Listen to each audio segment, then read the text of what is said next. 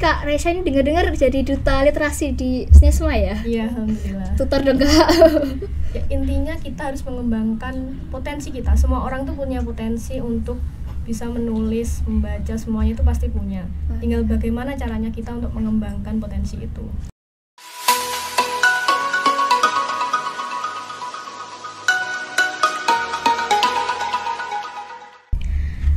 Assalamualaikum warahmatullahi wabarakatuh. Salam sejahtera bagi kita semua.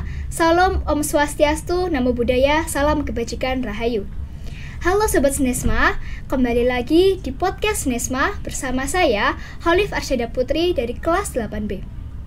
Sobat SNESMA, gimana nih kabarnya di rumah? Semoga tetap dalam keadaan sehat dan tetap semangat ya. Nah, kali ini di podcast SNESMA saya bersama dengan siswa dari SMP Negeri 1 Magetan yang memiliki banyak sekali prestasi.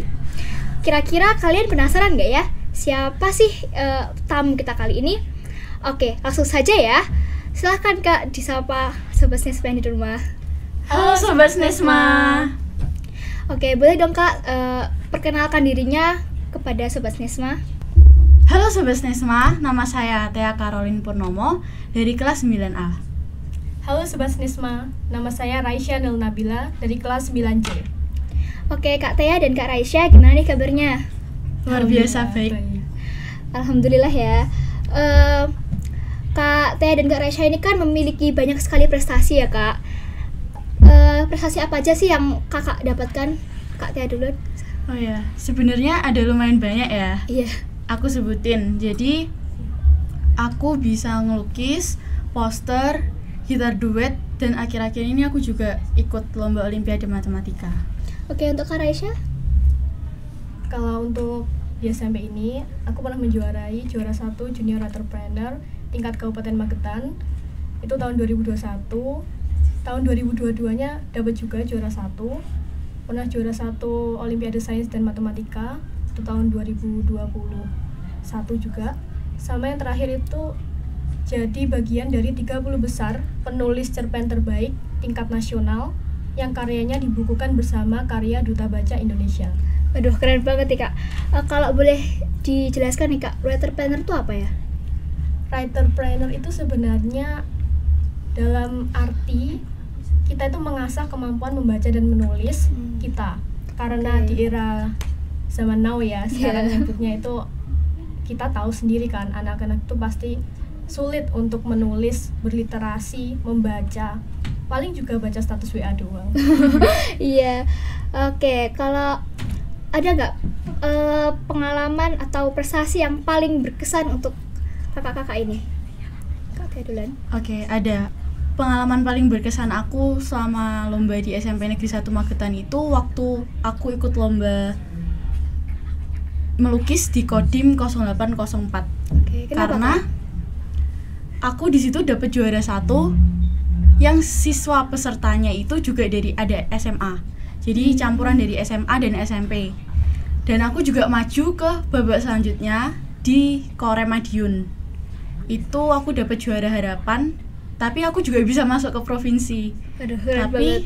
aku kurang beruntung di provinsi karena lawannya banyak banget.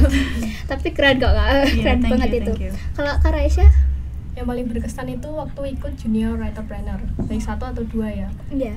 Karena itu prosesnya lama banget, kayak sekitar 9 bulan atau 10 bulan. Jadi kita misalnya seleksi bulan ini, 2 bulan kemudian baru presentasi. Dan kita presentasi di depan juri-juri yang sangat profesional. Seperti pustakawan yang bernama Rotmianto Muhammad itu pernah menjuarai tingkat nasional bahkan internasional. Oh iya. Itu kalau boleh tahu dilaksanakan di mana Kak? Di Dinas Arpus Kabupaten Magetan. Oke. Terus nih Kak, kakak ini ikut ekstrakurikuler apa aja sih di sekolah tuh? Kalau aku ikut OSIS, aku juga gabung di tim majalah. Terus aku juga ikut ekstra lukis juga. Kalau di tim majalah itu kakak jadi bagian apanya? Aku jadi hubungan masyarakat. Tugasnya ngapain Kak itu? Iya, tugasnya itu kayak mengajak siswa-siswa untuk berliterasi. Oke. Iya. Kalau Kak Raisya? Aku di SMP ini baru tim majalah aja. Tapi Kak Raisya ini dengar-dengar jadi duta literasi di SNESMA ya? Iya, alhamdulillah. Tutor dong Kak. Ya, intinya kita harus mengembangkan potensi kita. Semua orang tuh punya potensi untuk bisa menulis, membaca, semuanya itu pasti punya. Tinggal bagaimana caranya kita untuk mengembangkan potensi itu. Oke.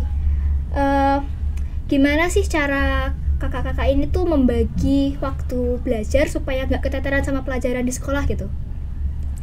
Ya, kalau aku biasanya, kalau aku sendiri untuk aku pribadi itu aku udah punya jadwal. Jadi aku sampai rumah itu harus ngapain, harus ngerjain PR atau harus latihan gitar atau harus melukis. Oh iya. Aku udah punya jadwal. Jadi semuanya harus dijadwal biar teratur. Kalau nggak dijadwal, keteteran malah nggak dikerjain selesaikan semua. Iya. Kalau Kak Raisya? Karena aku sendiri sukanya menulis ya. Iya. Jadi kalau sambil belajar itu ya kita sambil memahami pelajaran itu sambil kita belajar. Oke. Oh gini tuh caranya menulis yang benar kayak gitu. Jadi bisa diselang-selin gitu. Oke Kak. Kesan-kesannya ikut lomba yang macam-macam kayak gitu, ada nggak kesan-kesannya gimana itu? Bisa Kak Raisya duluan. Oke. Kalau kesannya itu sangat menantang ya. Karena lomba itu kayak kita gimana untuk meningkatkan potensi kita. Semua orang pasti pengen jadi juara kan ya. Iya. Jadi aku bermotivasi untuk lihat lawan-lawanku kayaknya berat-berat semua nih. Aku harus lebih mengembangkan diri untuk bisa melawan mereka kayak gitu. Oke. Kalau Kak Tia? Iya, seperti yang dibilang Kak Raisya, menantang. Dan yang paling menantang itu kalau kita di tahun sebelumnya sudah juara 1, Iya. kita di tahun kedua itu harus lebih. harus mempertahankan atau lebih. Iya. Kalau sampai turun itu rasanya kayak aduh kok gini, kayak performanya itu menurun gitu loh. Kayak harus lebih berlatih lagi gitu, lebih menantang. Oke, karena kan kakak-kakak ini sudah mau lulus, sudah mau masuk SMA. Harapannya apa sih untuk kedepannya? Kak Raisya dulu. Kalau aku harapannya sih bisa meningkatkan potensi dalam menulis ya, potensi aku dalam menulis. Karena nanti di SMA akan ada duta baca Kabupaten Magetan. Dukung aku ya semuanya. Oke. Kak Tia? Kalau aku mau meningkatkan skill dulu karena nanti di SMA kan saingannya bertambah. Nggak cuman dari situ-situ aja, mesti ada yang lebih bagus dari aku. Jadi aku meningkatin skill aku, lebih rajin belajar, nggak patah semangat. Ya. Oke Kak, untuk pesan-pesannya adakah yang mau disampaikan untuk adik kelas ataupun untuk sekolah untuk kedepannya? Iya. Aku berharap nanti aku setelah masuk SMA nanti SMP 1 ini bakal jadi harus jadi sekolah yang paling bagus, harus jadi sekolah yang maju, khususnya buat adik-adik kelas harus rajin belajar, semangat belajar untuk bisa masuk ke jenjang berikutnya dengan nilai yang terbaik. Oke, untuk Kak Raisya? Pesan aku untuk adik kelas dan sekolah, terutama yang pertama untuk adik kelas, tolong kalian tingkatkan kemampuan menulis kalian karena itu bekal kalian di masa depan. Ini sangat penting, jangan diremehkan ya. Terus kalian kalau mau belajar menulis itu pertama perhatikan PUEBI dulu. Apa itu PUEBI? PUEBI adalah Pedoman Umum Ejaan Bahasa Indonesia. Nah itu seperti huruf kapitalnya harus diperhatikan, ejaan, terus tanda baca itu harus kalian perhatikan. Dan untuk sekolah, saya sangat mohon ya ini ditingkatkan lagi untuk efisiensi tim majalahnya. Karena kadang agak sedikit berantakan. Ya. Oke, untuk Kak Tia kan dulu juga pernah menjadi host di podcast. Iya. Ada nggak Kak masukan-masukan lah untuk kita yang baru bergabung di sini? Iya. Kalau untuk kalian baru pertama ya, Iya. udah bagus sih. Cuman harus lebih chill lagi. Oh iya. Biar lebih santai, lebih luas gitu kan ya. Iya Kak. Iya. Oke, untuk Kak Tia dan Kak Raisya, terima kasih sudah menyempatkan waktunya menjadi tamu di podcast kali ini. Terima kasih untuk Sobat SNESMA yang sudah menonton podcast kali ini. Semoga dengan adanya podcast ini bisa memotivasi kalian supaya bisa lebih berkembang dan berprestasi untuk kedepannya. Terima kasih. dan sampai jumpa.